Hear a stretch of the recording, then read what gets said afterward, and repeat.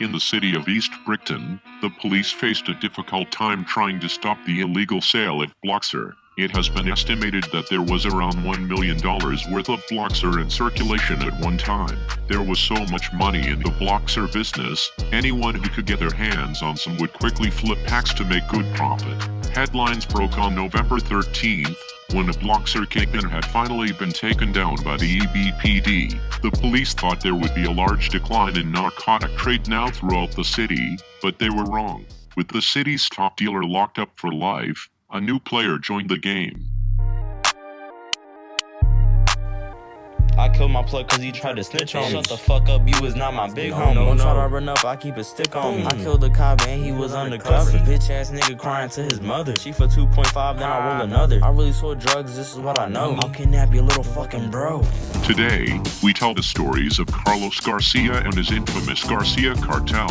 In other news, a man was taken hostage by a man named Carlos Garcia.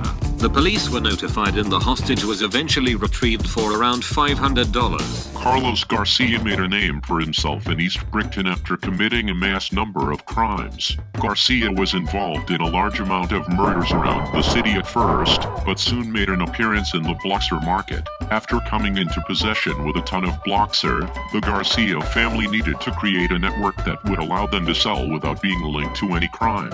Carlos then gathered a large force of men to work with him, including his top dogs Kyle Ortiz and Dominic Ortiz. The two would eventually become much more violent as they worked with the Garcias.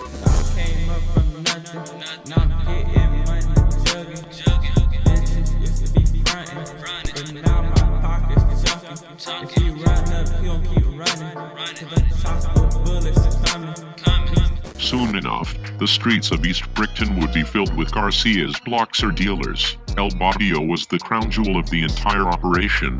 It's where Carlos lived himself. Carlos made sure to keep a tight grip on any of his competition in order to dominate the Bloxer market. He demanded other dealers in the city pay him, or he would get his supply himself. However, there were a few who didn't listen and faced the consequences. On January 19th, Bloxer dealer Shane Miller was taken out shortly after being seen with Carlos. Witnesses say it was over Shane not wanting to pay a cut of his profits. The next morning, another suspected Bloxer dealer was found dead in their bathtub after being stabbed to death.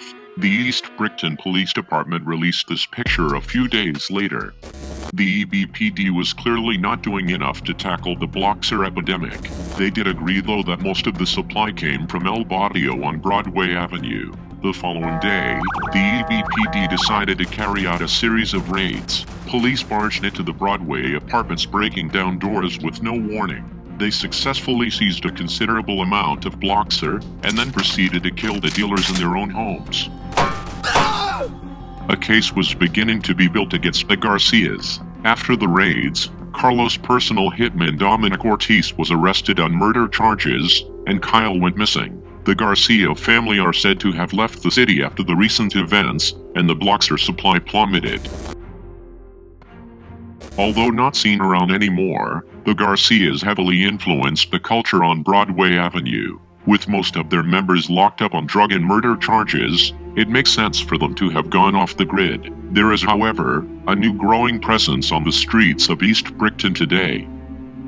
This has been the War on Drugs in East Brickton. Stay tuned for more. Horrible, bárbaro.